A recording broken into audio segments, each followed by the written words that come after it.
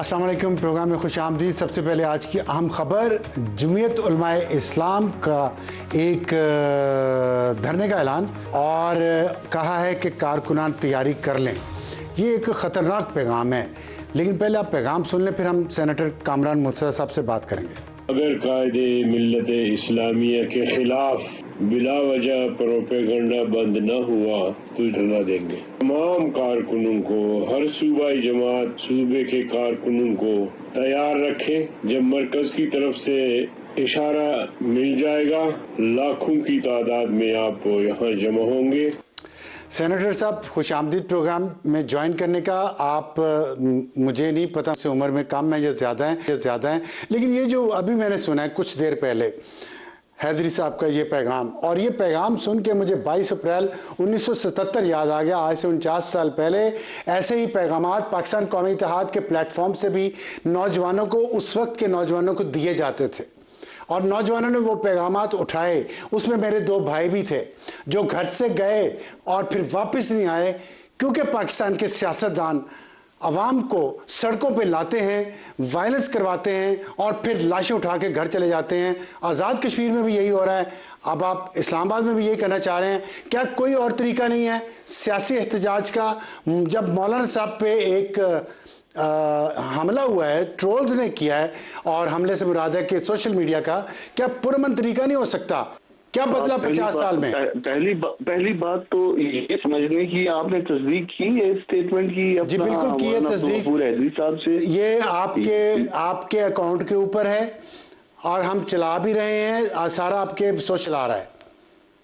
मुझे नहीं पता क्योंकि मुझे भी किसी एक मिनट जरा, क्योंकि मुझे किसी दोस्त ने ये भिजवाया है, मगर जो उसमें हैदरी साहब का जो उन्होंने उसमें जो पहना हुआ है वो तो इस वक्त पहनने की कोई तुक नहीं बनती, मगर स्टिल मैं इसको कंफर्म करता हूँ। मगर एक चीज जो मैं आपके साथ शेयर करना चाहता हूँ कि जमीयत उलमा इस्लाम पाकिस्तान ये पुरअमन जदोजहद पे यकीन रखती है और किसी कानून की वायलेशन या कोई तशद्दुद जो है ना हमारा कभी भी मकसद नहीं रहा।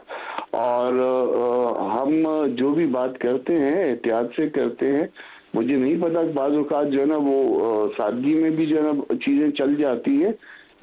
मुझे किसी ने अभी थोड़ी देर पहले ये कहा था कि जी ये इस तरह से जो है ना कोई चीज़ जो है ना वो है, तो मैंने कहा मैं कंफर्म करता हूँ, मगर उस वक्त मैं मीटिंग में था और मीटिंग के बाद फिर एक प्रेस कॉन्फ्रेंस थी, वो करके अभी मैं घर पहुंचा हूँ सुबह से।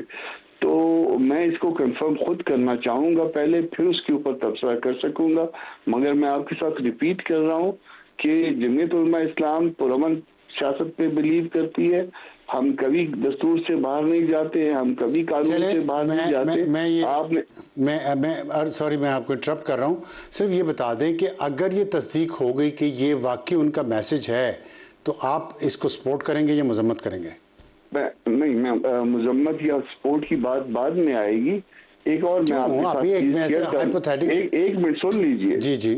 एक चीज और मैं आपके साथ शेयर कर दूं कि जमीयत उलमा इस्लाम कभी इतने बड़े जो है ना वो एक्शन जो है वो कोई एक शख्स, भले वो जनरल सेक्रेटरी हो या मौलाना खुद हो, वो इस तरह से नहीं लिया करते। जो कुछ भी होगा वो अदारों का फैसला होगा और उसके बाद जो है। नहीं, मेरा सवाल ये है कि सियासतदान बच्चों को सड़कों पे क्यों लाते हैं? वायलेंस कभी पुलिस के साथ, तमाम सियासी जमातें बारी बारी लोगों को सड़कों पे बच्चों को लाती मरवाती क्यों हैं? मेरा ये सवाल का जवाब कौन देगा? मुझे ये बताइए, आप जज्बाती हो रहे हैं। हो रहा हूँ ना, कि 50 साल हो गए देखते हुए ये सारी गेम। सुन तो लेना। आपके पास कोई प्लान ही नहीं है, कोई स्ट्रेटजी नहीं है, कोई स्मार्टनेस ही नहीं है, खाली बच्चों को सड़कों पे लाओ, मरवा दो, वायलेंस करवाओ। ऐसा नहीं है। इस वजह से पूरे पाकिस्तान में कोई स्ट्रेटजी नहीं है, इवन किसी अदारे के पास भी नहीं है, जो गवर्नमेंटल अदारा हो उनके पास भी नहीं है। इसीलिए पाकिस्तान के मामला ठीक नहीं चल रहे।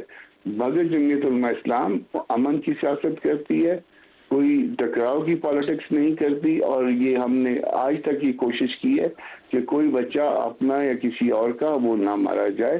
یہی ہماری پالیٹکس کی بنیاد ہے. بہت شکریہ سینیٹر کامران مرتضیٰ صاحب بات کرنے کا. اور ظاہر ہے ایک سچویشن ایسی ہے جس پہ مجھے یہ بات کرنی پڑی، ورنہ میں کرنا نہیں چاہتا تھا، کیونکہ ہمارے وطن عزیز میں حالات ہی یہ ہو گئے ہیں کہ سیاست میں تشدد اتنا آ گیا ہے کہ ہر کام کے لیے نوجوانوں کو آگے کر دیا جاتا ہے، کچھ بھی مسئلہ ہو. اپنے پروگرام کا تعارف کروا دوں. ہمارے آج کی ٹاپ سٹوری ہوگی مولانا صاحب نے یہ جو دھمکی دی ہے دھرنے کی اور کشمیر الیکشن پہ، سینیٹر رانا ثناء اللہ خان صاحب مشیر ہیں وزیر اعظم کے برائے سیاسی امور، ان سے بات کریں گے، ان سے پوچھیں گے، وہ ابھی کشمیر کے دورے سے واپس آئے ہیں، کہ وہاں پہ چل کیا رہا ہے. کچھ لوگ پاکستان پیپلز پارٹی کی سیاست کچھ اور لگ رہی ہے، مسلم لیگ نون کی کچھ اور لگ رہی ہے، ایک تیسری جماعت ہے اس کی کچھ اور لگ رہی ہے، اور چوتھی جماعت کی کچھ اور لگ رہی ہے. ہاٹ ایشو ہوگا ہمارا بدخشاں پر قبضہ اور طالبان کا زوال شروع. ہم نے دیکھا ہے کہ بنو اور اس کے ارد گرد اضلاع میں بڑی تیزی سے آپریشن جاری ہے، کرفیو نافذ کر دیا گیا ہے، اور بلوچستان میں بھی آپریشن شبان جاری ہے.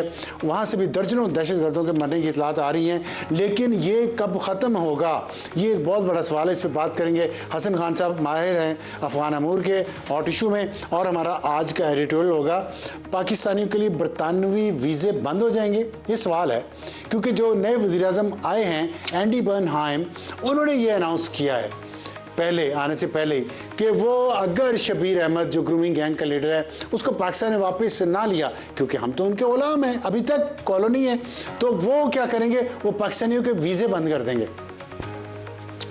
اور پاکستان نے اس کے جواب میں کیا، پاکستانی بھی سمارٹ قوم ہے، ہماری ایلیٹ ضرور سمارٹ ہے، انہوں نے آلریڈی قانون سازی شروع کر دی ہے. بلو پاسپورٹ سب کو مل جائے گا، جو اوپر ٹاپ کی جو کریم ہوگی ان کو ویزوں کی ضرورت نہیں پڑے گی، آپ اور مجھے پڑے گی، ہماری خیر ہے. یہ ہمارا آج کا ایڈیٹوریل ہوگا. شروع کرتے ہیں. رانا ثناء اللہ صاحب نے ہمیں جوائن کیا ہے. سینیٹر صاحب بہت شکریہ کا. آپ پہلے چھوٹا سا ایک اس پہ تبصرہ کر لیں کہ مولانا عبدالغفور حیدری صاحب کا ایک آڈیو میسیج چل رہا ہے، اور وہ ان کے سوشل میڈیا بھی چلا رہا ہے، ان کی آفیشیل ویب سائٹ پہ بھی موجود ہے، جس میں انہوں نے کہا کہ دھرنے کی تیاری کر لیں جس دن بھی ہم کال دیں. تو حکومت کرے گی اس پہ کچھ یا خود ہی کرے گا؟ دیکھیں یہ انتہائی افسوسناک ہے، اور یہ اس سے بھی زیادہ جو ہے وہ افسوسناک ہے جو مولانا فضل الرحمان صاحب کے بیان سے جو ہے وہ ایک تنازع یا ایک جو ہے وہ لوگوں میں ہیجان کی کیفیت جو ہے وہ پیدا ہوئی. چاہیے تو یہ تھا کہ اس کی وضاحت کر دی جاتی، معافی نہ بھی مانگی جاتی، لیکن یہ کہہ دیا جاتا کہ جو عمومی طور پہ اس بیان سے سمجھا گیا کہ شہداء کی جو ہے وہ خدا نہ خواستہ جو ہے وہ توہین کی گئی ہے، ان کی فیملیز کو جو ہے وہ دکھ پہنچایا گیا ہے، اور اس قسم کا تاثر اس بیان سے ابھرا کہ لوگ جو ہیں وہ اپنی جان جو ہے وہ اس ملک اور وطن کے لیے کسی موٹیویشن کی وجہ سے نہیں، بلکہ صرف وہ کیونکہ تنخواہ لے رہے ہوتے تو اس لیے جو ہے وہ جان قربان کرتے ہیں. جبکہ جان دینا جو ہے یہ نہ کسی تنخواہ نہ کسی مراد کے پیش نظر نہیں، یہ ایک جذبہ اور ایک موٹیویشن ہوتی ہے جس کی وجہ سے کوئی انسان جو ہے وہ اپنی جان جو ہے وہ اپنے وطن پہ یا کسی بھی اپنی کاز کے لیے جو ہے وہ قربان کرتا ہے. تو اب یہ اس کے اوپر جو ہے وہ یہ بیان جو آج سنا جا رہا ہے، ہو سکتا ہے کہ یہ اے آئی کی کوئی جو ہے وہ کارگزاری ہو اور ان کا بیان نہ ہو، لیکن اگر یہ ان کا بیان ہے تو یہ انتہائی قابل مذمت ہے. لیکن ان کے ویب ہم نے پورا اس کو چیک کیا ہے. Sorry to interrupt you. اب وہ اے آئی کے ذریعے بنایا گیا ہے یا ان کی اوریجنل آواز یہ تو ان کو پتا ہوگا، لیکن یہ ہے JUI اس کو اون کیا ہوا ہے انہوں نے. دیکھیں ابصار صاحب اس وقت جس قسم کی صورتحال جو ہے وہ ملک میں موجود ہے، اور جس قسم کی قربانی اور جس قسم کی قومی حمایت کی اس ادارے کو ضرورت ہے، تو یہ تو ایک اس قسم کی گفتگو یا اس قسم کا کوئی عمل جو ہے یہ تو اسے کمزور کرنے کے مترادف ہے.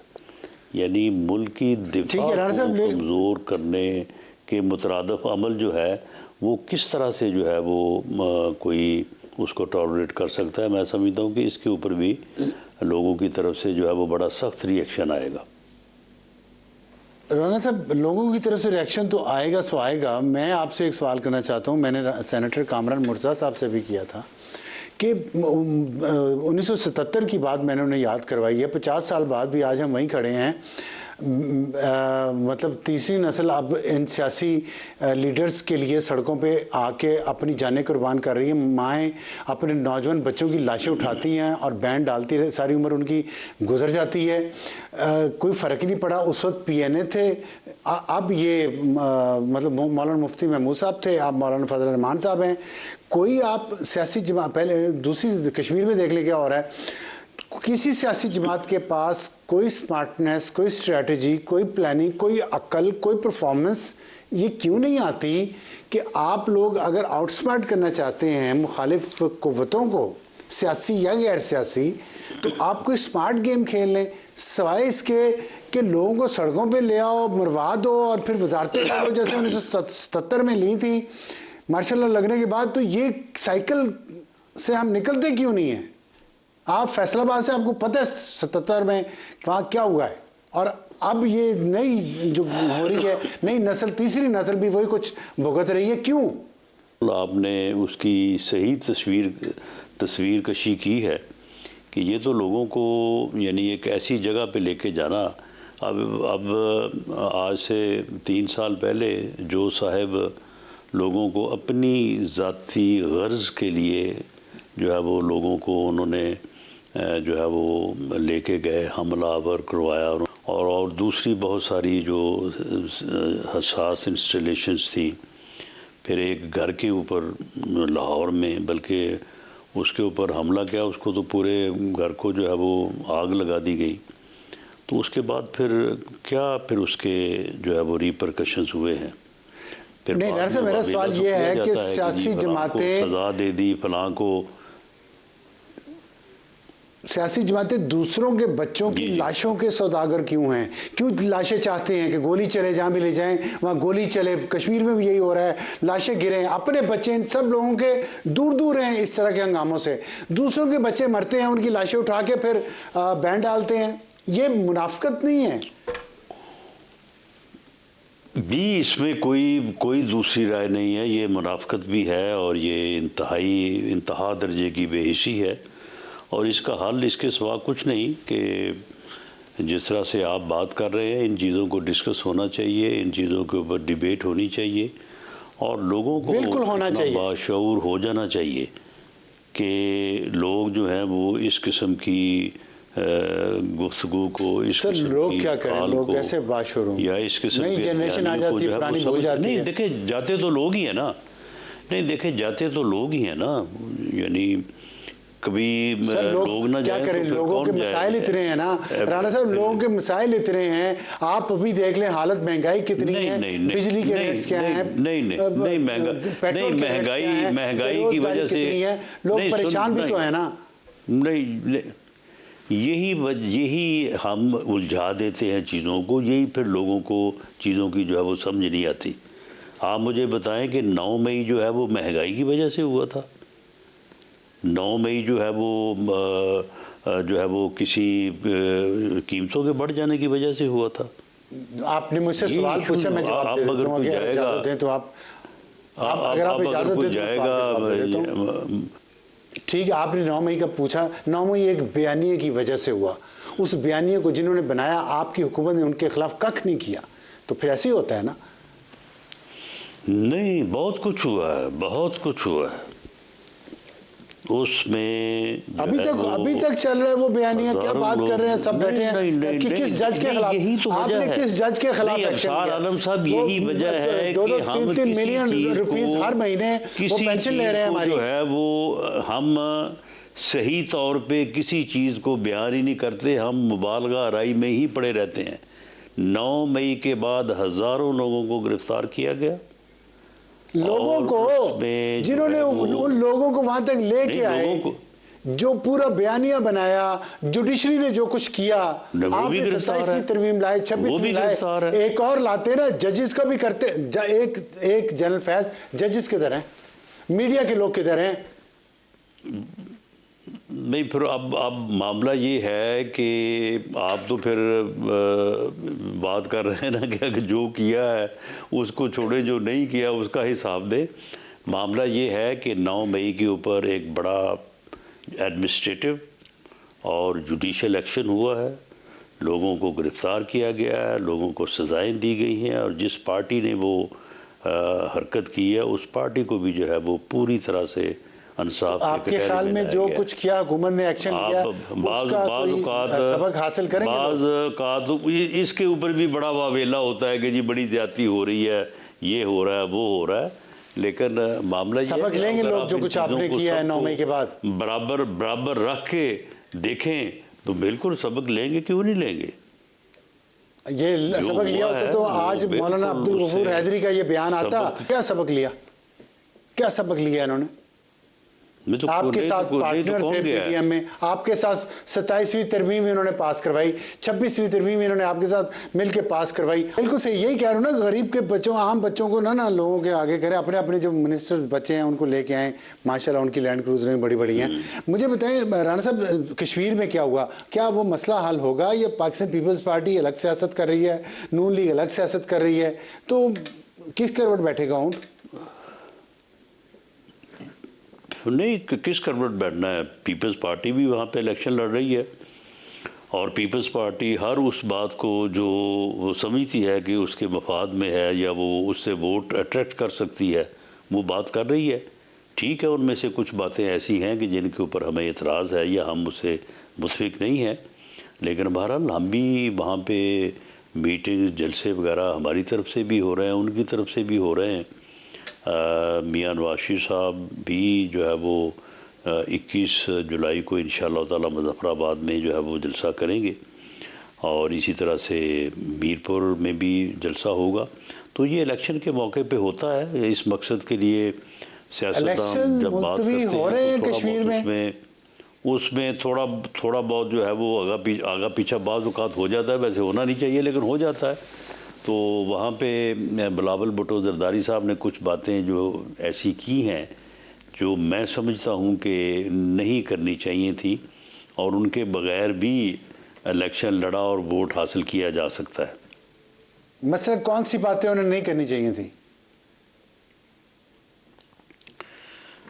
انہیں جو 12 سیٹوں کے متعلق بات کی ہے، وزیر دفاع خواجہ آصف صاحب کے بیان کو بے جا جو ہے وہ اچھالا ہے، ہوا دی ہے، بار بار ایک بات کو جو ہے وہ کیا ہے، اور اسی طرح سے انہوں نے انڈائریکٹلی ایکشن کمیٹی جو کہ کالعدم جماعت ہے اس کی انہوں نے حمایت، میں نہیں سمجھتا کہ وہ اس کی حمایت کریں گے، لیکن انہوں نے اس ووٹر کو جو شاید ایکشن کمیٹی سے تھوڑی بہت ہمدردی رکھتا ہے، اس ووٹر کو حاصل کرنے کے لیے کچھ ایسی باتیں کی ہیں جو بین ہیں۔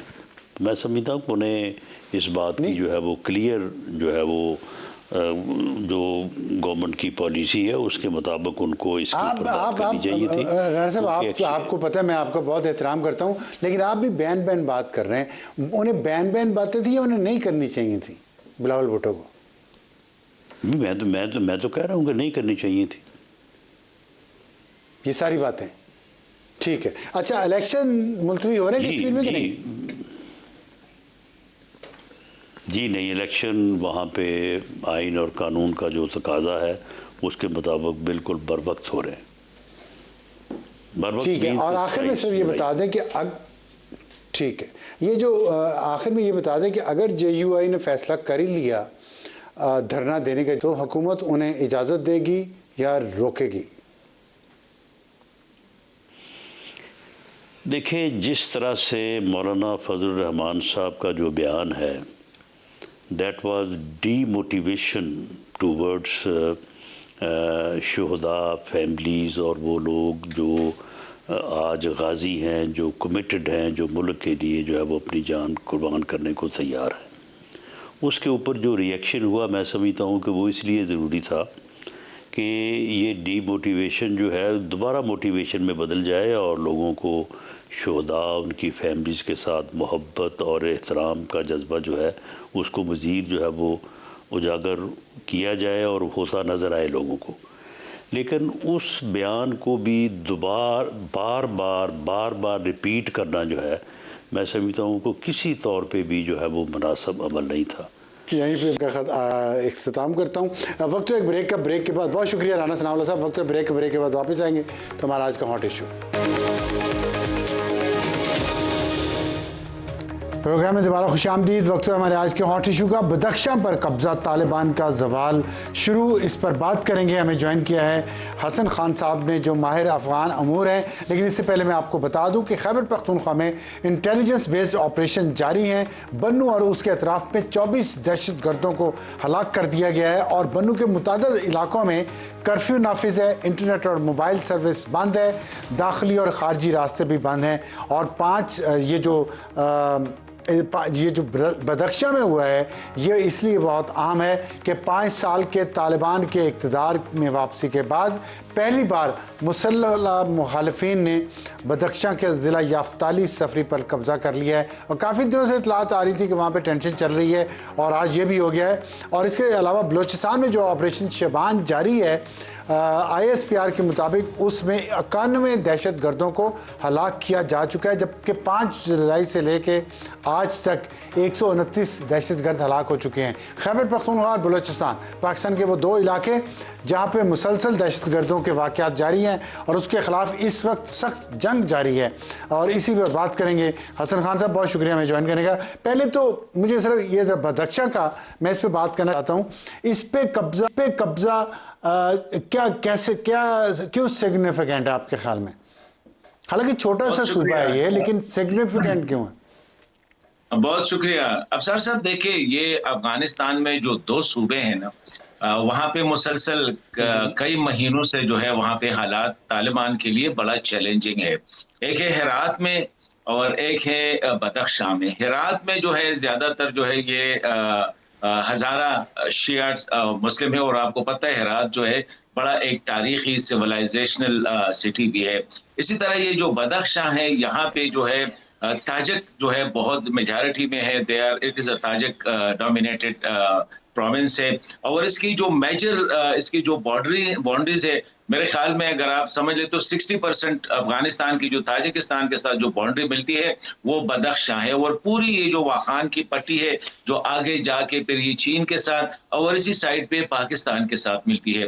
پاکستان کے ساتھ جتنی ان کی بارڈر ملتی ہے اور اسی طرح تاجکستان کے ساتھ یہ افغانستان سے بہت زیادہ ہے. نمبر 1. نمبر 2 یہ ہے کہ افغانستان میں اگر دیکھیں آپ ہسٹوریکلی تو یہ بدخشاں کی جو ہے نا یہ ویلنگ اینڈ ڈیلنگ میں یہ جو شروع ہی سے جب بادشاہ ہوتے تھے اور سلطنتیں ہوتی تھی تو بدخشاں کا کلیدی کردار ہوتا تھا. The reason is کہ یہاں سے جو ریزسٹنس ہوتی ہے، مزاحمت ہوتی ہے، ان کے لیے یہ بالکل ٹیلر میڈ جگہ ہے. آپ دیکھیں اس سے پہلے یہ جمعہ خان فاتح کا جو ایپیسوڈ آیا وہ تو چلو طالبان نے جرگے شرگے کر کے منا لیا اس کو، لیکن اس سے پہلے جو افغان فریڈم فرنٹ تھا وہ بھی یہاں سے شروع ہوا. نیشنل ریزسٹنس فرنٹ جو ہے اس کی بھی پریشر یہاں پہ ہے.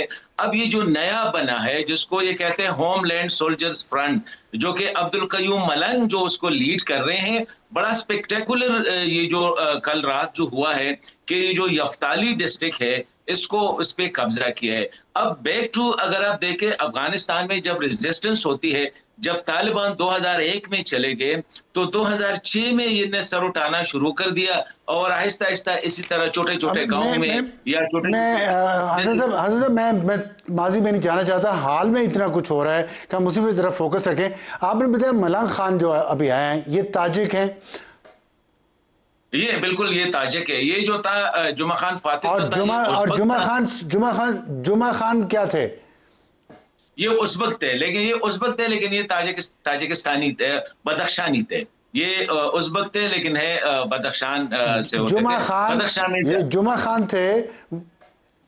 خان تھے وہ بدخشانی ازبک تھے اور یہ تاجک ہیں. اور ہرات میں بھی ازبک ہیں، سوری ایرانی ہزارہ ہیں، رائٹ؟ ہرات میں ہزارہ شیعہ سے. تو آپ کے خیال میں یہ میں ایک سوال میرا سن لیں تو یہ جو آپ نے بات کی ہے اس سے تو یہ لگتا ہے کہ جتنی بھی قومیتیں ہیں افغانستان میں خاص طور پہ جو اقلیتیں ہیں جو کم تعداد میں ہیں وہ اس طالبان حکومت کے خلاف، حکومت تو نہیں کہنا چاہیے، ان ظالم طالبانوں کے خلاف کھڑے ہونا شروع ہو گئی ہیں ان کے ظلم سے تنگ آ کے؟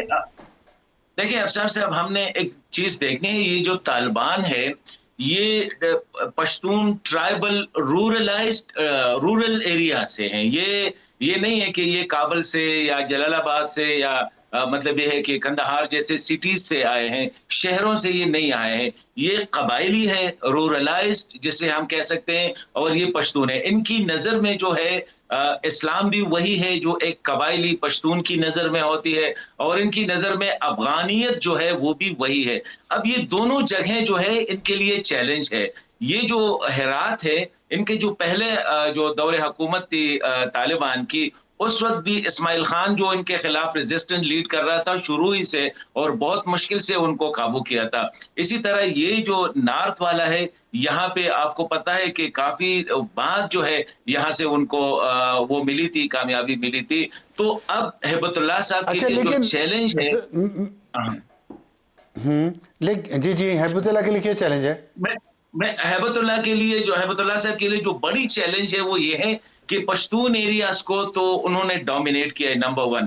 پھر یہ ہے کہ اپنی یہ طالبان کی جو حکومت ہے ان کو اس نے پشتونائز کیا ہے، اور یہ باقی جو قومیتیں ہیں اسپیشلی تاجک ہو گئے، جو کہ تاجک ہسٹوریکلی جو اچھا، لیکن ایک منٹ رکیے گا حسن خان صاحب، آپ سے دلچسپ گفتگو ہو رہی ہے، ٹائم ہمارے پاس بہت کم ہے، لیکن ملا ہیبت اللہ، ملا نام ان کے ساتھ آتا ہے، ملا کا مطلب ہے کہ اللہ سے جس کی لا لگی ہوئی ہو، اللہ کا بندہ ہو، اسلام کی بات کر رہا ہو، اور ساتھ آپ کہہ رہے ہیں کہ وہ پختونیت کی طرح، مطلب یہ تو اسلام اور کفر ہو گیا نا، کہ اگر آپ ایک طرف اسلام کا نام لیتے ہیں دوسری طرف ریسسٹ ہیں، نسل پرست ہونا تو اسلام کی نفی ہے، یہ کیسے ہو سکتا ہے؟ دیکھیں میرے خیال میں اگر آپ دیکھیں اس وقت جو افغانستان میں جن کو وہ امارت اسلامی کہتے ہیں، ان سے تو سب سے بڑا گلہ یہی ہے کہ ایک تو یہ ڈومینیٹ کر رہا ہے پشتون، اور پشتونوں کا گلہ یہ ہے کہ یہ صرف کندہاری ہے۔ دیکھیں ملا ہیبت اللہ صاحب کندہاری ہے، حسن اخن صاحب کندہاری ہے، ملا برادر جو ہے وہ کندہاری ہے۔ ٹھیک ہے، یہ تو آپس کے ان کے معاملات ہو گئے، لیکن ہم یہاں دیکھتے ہیں کہ محمود اچکزئی صاحب جو لیڈر آف دی اپوزیشن ہیں، اور ساری عمر میں تو ان کو لیفٹ کے سمجھتا رہا، وہ ایک انتہا پسند ملا کو کہتے ہیں میں ان کا وزیر اطلاعات ہوں۔ یہ ہو کیا رہا ہے؟ مجھے مطلب یہ سارے ہاچ پاچ سمجھ نہیں آ رہا کہ تاجک مخالف ہیں، محمود اچکزئی صاحب کہتے ہیں کہ وہ قوم پرست ہیں، وہ حقوق کی جنگ لڑ رہے ہیں، تاجک تنگ ہیں، ازبک تنگ ہیں، ہزارہ تنگ ہیں، ہتھیار اٹھا لیے ہیں ملا کے اگینسٹ افغانستان میں، اور اچکزئی صاحب جو مولانا فضل الرحمان کے ساتھ کبھی نہیں بیٹھے ساری عمر ملا کہہ کے، اب وہ ملا ہیبت اللہ کو کیوں سپورٹ کر رہے ہیں؟ کون سا وہ انٹرسٹ ہے ان کا؟ دیکھیں یہ افسر صاحب، یہ ہماری جو اسپیشلی ہماری جو پشتون انٹیلیجنسیا ہے، ان کی ایک کنفیوژن ہے۔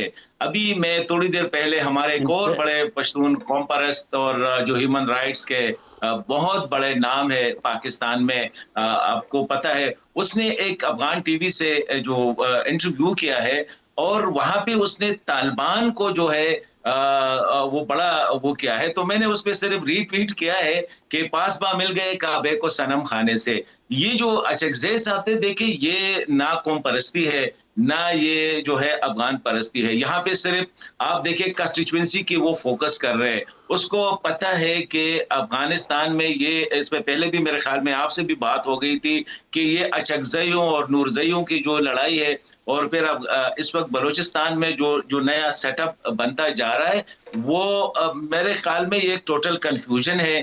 کبھی وہ سمجھتے ہیں کہ ہمارے اپنے یہاں پہ پختون لیڈر سمجھتے ہیں کہ یہ جو طالبان ہے یہ پختون ہے، لیکن کبھی وہ کہتے نہیں یہ پختون نہیں ہے، یہ ملاز ہے۔ تو یہ بہت بڑی کنفیوژن ہے، اور میرے خیال میں خود ان کو پتہ نہیں ہے کہ آیا اچکزئی صاحب سے پہلے حامد کرزئی صاحب کے وہ تھے، آپ کو اچھی طرح یاد ہے کہ بڑے کلوز سمجھے جاتے تھے، بالکل یاد ہے، پھر اشرف غنی کے ساتھ تھے، آپ پھر ساری عمر پاکستان کو گالیاں نکالتے رہے کہ جی طالبان کی سپورٹ کیوں کریں، اب آگے ان کے وزیر اطلاعات بن گئے۔ بہت شکریہ حسن خان صاحب، سوائے ایک بات کے हाँ उन भी एक आपकी बात से मैं जाते हुए बसद एहतराम इख्तलाफ करूँगा जो आपने कहा इंटेलिजेंसिया जो है, अगर नस्ल परस्ती तो बीमारी है, मैंने जितना पढ़ा है, और हिटलर को बीमारी थी, ये नस्ल परस्त हो के अपने आप इनको इंटेलिजेंसिया ना कहें। इंटेलिजेंसिया तो इंसान परस्त होते हैं लोग जो इंसानियत की बात करते हैं, जो सबके हुकूक को बराबर कहते हैं, ना कि और जैसा कि आपने कहा कन्फ्यूजन ये समझ नहीं आ रही है क्यों करते हैं।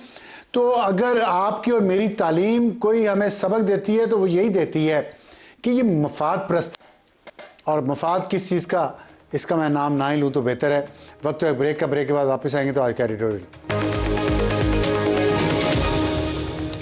वक्त है हमारे आज के एडिटोरियल का, और आज का हमारा एडिटोरियल है पाकिस्तानियों के लिए बरतानवी वीज़ा बंद होने जा रहा है कि नहीं। ये बात की है लिबरल पार्टी के एंडी बर्नहैम ने, जो नए वज़ीर-ए-आज़म बने हैं, और उन्होंने उनका जो डिक्लेयर्ड पॉलिसी है वो इमिग्रेशन के ख़िलाफ़ है। एक मुतनाज़ा इमिग्रेशन बिल की उन्होंने हमायत की, और उसमें एक अब तरमीम शामिल की गई है कि संगीन जराइम में मुलविस बाज़ अनासिर जो बरतानिया में मुकीम कॉमनवेल्थ शहरियों के हैं उनको भी मुल्क बदर करने की राह हमवार हो गई है। और उसमें एक केस शबीर अहमद का है जो बहुत मशहूर है, ग्रूमिंग गैंग का वो हेड था, और उसको वापस पाकिस्तान भेजे जाने की कोशिश हो रही है। पाकिस्तान इनकार कर रहा है, बल्कि इन रिटर्न पाकिस्तान ने कहा कि कुछ पाकिस्तानी वांटेड लोग हैं बरतानिया में, उनको दिया जाए, लेकिन बरतानिया ने इनकार किया। और अगर वीज़े की पाबंदी लग गई तो आम आवाम को तो मुश्किलात होगी, हमारी अशराफिया को कोई मुश्किलात नहीं होगी। ब्लू पासपोर्ट बन रहा है सबका, और उनके फैमिली मेंबर्स का, और उनकी आंट्स का, और उनके भतीजे भतीजियों का, रिटायर्ड का भी, सर्विंग का भी। इसलिए बेफिक्र हो जाएं अशराफिया के लोग। प्रॉब्लम होगा तो आम लोगों को होगा, तो वो तो होते ही रहते हैं, आम लोग तो आदी होते हैं प्रॉब्लम के, तो फिक्र निश्ता। Good night.